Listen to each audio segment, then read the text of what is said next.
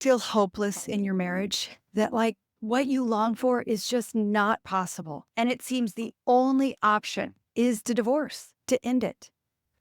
Before you do that, I want to invite you to consider this. In today's world, divorce is easy. It is convenient. It is common. It is the norm of what couples expect and choose and know as the only option when things get really challenging in the marriage. There is constant threat to marriage, and divorce is what you do when the threats seem too high. I'm Julia Woods, and I am a couples coach, and I am passionate about helping couples create thriving lifetime marriages. I just want to share with you that I'm not against divorce. I do believe that there are times that choosing divorce can be the most loving thing that you do for your spouse and for you. So, this isn't about whether I am pro divorce or not. It is about sitting with you in the suffering, sitting with you in this place that feels despairing and it feels that divorce is the only alternative. And what I hope to do in this conversation is simply invite you into some greater possibilities before you choose divorce. Marriage is not bliss. It can have its moments of bliss, but I think what we commonly consider or are led to believe with all the Disney movies and, Hollywood and romance novels, we are taught that marriage is, once you get married, it's meant to be bliss. It is going to be bliss. What I have discovered in 35 years of marriage is that it is the hardest, most challenging road of becoming love. And becoming love is the most powerful way of being. It's the most powerful character that we can grow in this world. It's what creates freedom. It's what creates meaning. It's what creates purpose and the gift of who we are created to be. What I can tell you is that in the 35 years of marriage, there has been many years where I was not coming anywhere close to even considering or recognizing that this was an opportunity to become love. I thought it was an opportunity to get love, to, be the recipient of love. And what I'm learning is that it's becoming love, being a vessel of love, that is where you actually begin, where I am beginning to experience the true gift of life, the true gift of meaning, the true gift of purpose. That love is really about dying for another. And that doesn't mean becoming a doormat. That doesn't mean just laying down and being taken advantage of and taken for granted. It's quite the opposite. It's about dying to ego. It's about recognizing and discovering the limiting beliefs that hold you back, that bring you to play small. It's discovering your maladaptive survival strategies. Marriage is really the greatest mirror on earth to begin to see and reveal who you are. So, what I want to invite you to, if you are in that place of feeling like your marriage is hopeless and it is taking way too much from you and you'd be better off on your own, I just want to invite you to some inquiries to do with yourself, some possibilities of some things to try on. The first thing I want to invite you to is to really connect with you. And I want you to write down, what is it that you feel? What are you feeling right now in your marriage? Not about who your spouse is or what they're doing that's wrong or how they shouldn't be doing this and they should be doing that. I just want to invite you to get connected to you. What are you feeling? Are you feeling hurt? Are you feeling sad? Are you feeling lonely? Are you feeling afraid? Are you feeling shame? Are you feeling guilt? And I invite you to just take one of those one at a time. Take the biggest one and ask yourself, is this a repeat of what I felt in the past before I ever met my spouse? Is this the ache of the suffering that I felt as a child? In those nights when you cried yourself to sleep, is that what you were feeling?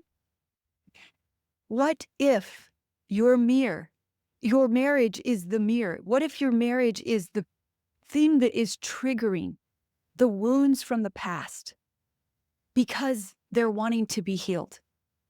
And what if it isn't about your spouse? Yes, I know they're doing things that are triggering these wounds, but what could shift if you could actually heal the wounds and show up in the conversations that when those wounds get triggered, you actually attend to the wounds and you can come into that conversation from a whole place?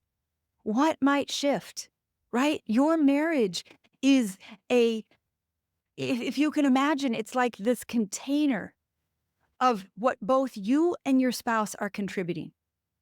And even if what you're contributing is only 5% to what's producing what's in that bowl, what would happen if you took full responsibility to change your 5% of what is producing what's in that bowl? It would be different. It could be different. And you could become different. It doesn't mean that the marriage would eventually, be what you want it to be. You might need to leave the marriage because you might find out that even when your 5% or 10% or 20% changes, the other person isn't willing to begin to contribute newly. That's yet to be seen. You won't know that until you begin to significantly work on what you're contributing and make sure that you're putting in something new. And what I can tell you is even if they're unable or unwilling to put in something new, you will be made new in the process. You will be becoming love in the process of taking full responsibility for you and your contributions. A question I'd like you to ask yourself is, if what you long for were possible in the marriage you're in, would you want to know? Like, what if it's the greatest adventure of your life and you're in the darkest chapters? You're in the point where it looks like it's not possible. Death is imminent. Like, what if this was your greatest adventure of partnering to bring about something that is beyond what currently looks possible? And I'm not saying to be blindly optimistic. I'm inviting you to consider your marriage is a hero's journey.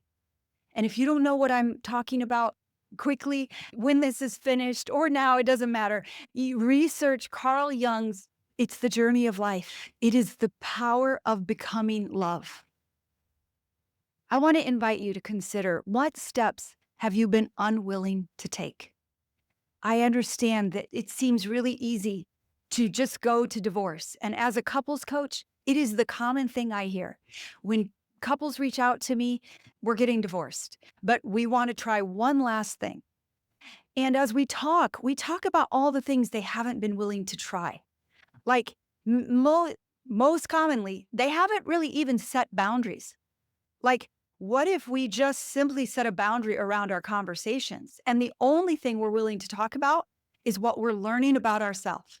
That's one simple step that most couples have never even considered. To do that, they're going to need to start doing the work inside of them. Another step is in-home separation.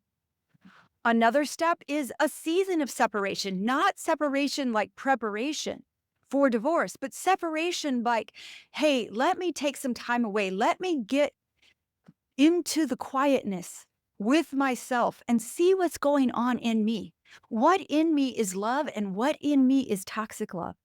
What am I not willing to see or not able to see as we sit in this system that we've built every day that's toxic? I'm inviting you to stand for love and question yourself. Have I tried everything?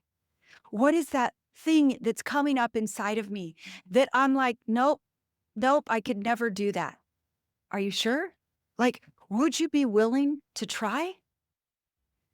I want to invite you to consider like, yes, divorce seems like an easy option. I have walked with many people through divorce, and it is one of the most excruciating, if not the most excruciating thing on this earth, is to become one with the person and then tear that apart. It is excruciating. And yet, in the midst of the toxic relationship, it feels like the easy way out. But I want to invite you to consider like, what will ending the marriage actually lead you to? Chances are you're just going to repeat the past.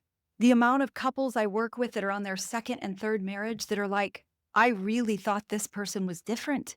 And yet we're dealing with the same exact problems I dealt with in my last marriage. I invite you to consider that that happens because they didn't take the time to do the hard work of reconciling the first. Now, reconciling doesn't mean they healed the marriage. Reconciling means they healed themselves. Bitterness is the cancer that kills marriage. And if you're looking to divorce, I encourage you to start by reconciling, healing the bitterness in you, beginning to really have the hard conversations with each other. How did we get here? What did I contribute to how we got here? If you will begin to do that, you will begin to heal your bitterness. You'll heal the bitterness in the relationship. And as that's healed, you may look at each other and say, okay, the most loving thing I can do is to move out of this relationship. Because while the bitterness is healed and I see how we got here, I see that staying together isn't loving to you and it isn't loving to me. So let's part ways in loving ways. That is a reconciled marriage. That divorce, while it will be hard, it will set them up for a new future. And I get this is against what most you'll probably hear from most people about divorce, and you get to wrestle with it. I'm just inviting you to consider before you do the quick thing. And I'm not saying you haven't wrestled hard to get here. I'm just inviting you to wrestle a little longer with the question of, have I done everything? Am I leaving this marriage reconciled?